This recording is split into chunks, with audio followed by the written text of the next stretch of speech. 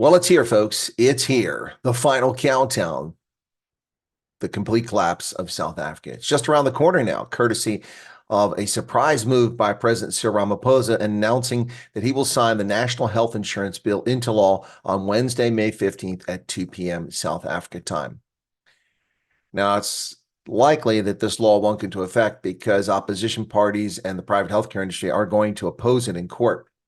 The Office of the Presidency stated it directs the transformation of South Africa's healthcare system to achieve universal coverage for health services, and through this, overcomes critical socio-economic imbalances and inequities of the past. Now, of course, it will do no such thing. If the African National Congress can magically wave a wand or pass a bill into law that would grant every South African access to the same level of medical care and gratis, no cost, then the real question here is, why did it take 30 years for the ANC to come up with this law? The answer, of course, is that passing a law providing no resources and making empty yet disastrous promises is the stock and trade of two sorts of folks. The first are collapsing political parties and movements desperately grasping at straws to avoid losing power or influence. And the second group of folks are communists, the folks who promise immoral equal outcomes and simply oppress and murder tens of millions of people around the globe. Also, the inequities of the present have far more to do with the failures of the ANC over 3 decades than the inequities of the past. The ANC's claim presupposes inequities are not attributable to their governance failures. Now, the previous system may have been unfair, but the population was half its current size.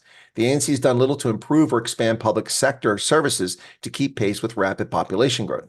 Meanwhile, the private sector now covers approximately 10 million South Africans, significantly more than in 1994. The difference? The ANC's hands are not all over the private sector care yet. Now they will be.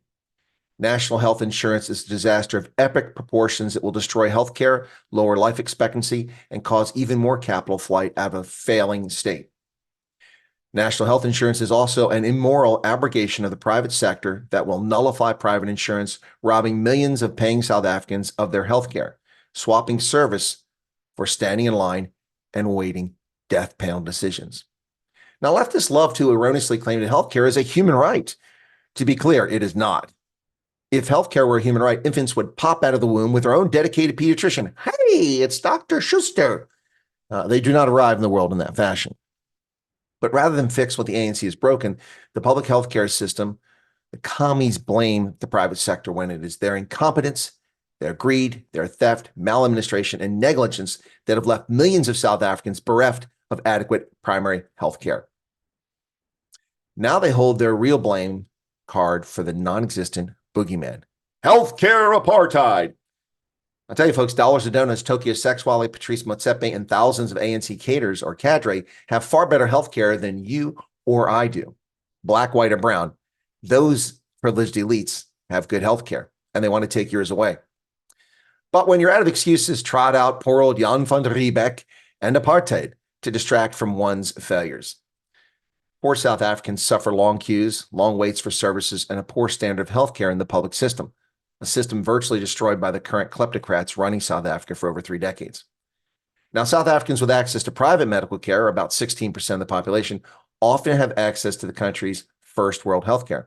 But apparently they do not deserve the same level of healthcare as Cyril Ramaphosa, Tokyo Sexwale, Fikile Mbalula, and a host of others, even though they're actually paying for it. Now, this bill completely nationalized the healthcare sector and will mean all South Africans will have to sign up for the national health insurance to allow the pooling of private and public spending on healthcare, which means that private spending goes away.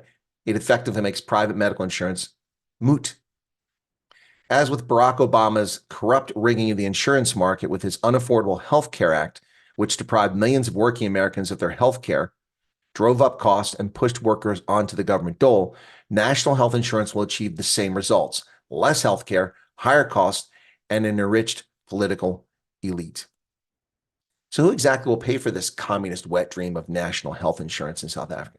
The country's biggest private medical insurer, Discovery, said that late in 2023, its modeling of the latest version of this bill showed a 200 billion rand shortfall in funding.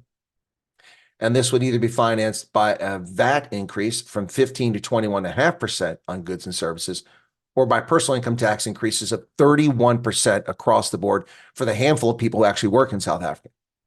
Ladies and gentlemen, single payer does not work anywhere.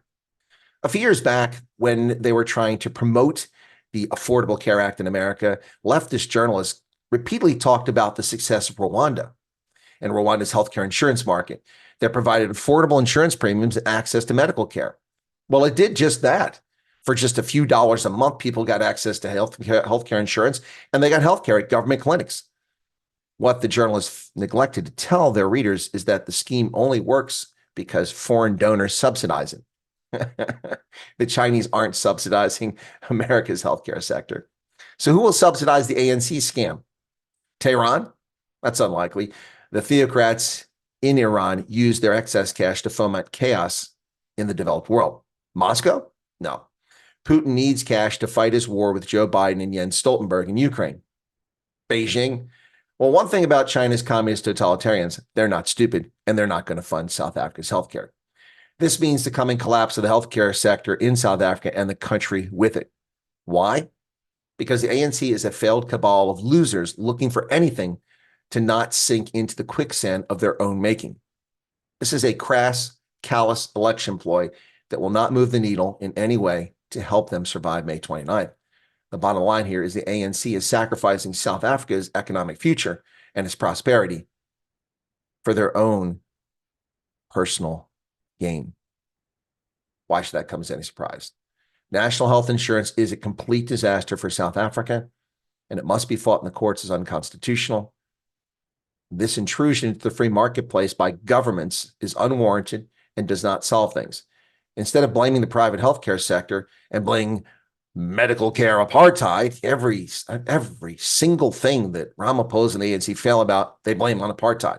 Everything. Vaccine apartheid. You have a domestic healthcare industry. You have a domestic pharmaceutical industry, yet you made no effort to develop vaccines. And you blame the West because you don't have vaccines, because you signed up for COVAX. Well, healthcare is not broken because of the private sector. Healthcare is broken because the government stole, misused the resources that should have gone for public clinics, hospitals. It's a disgrace. But then that is the African National Congress. NHI, the death of South Africa. Thanks a lot, folks. Be sure to hit the like button. Leave a comment behind if you like. Appreciate it.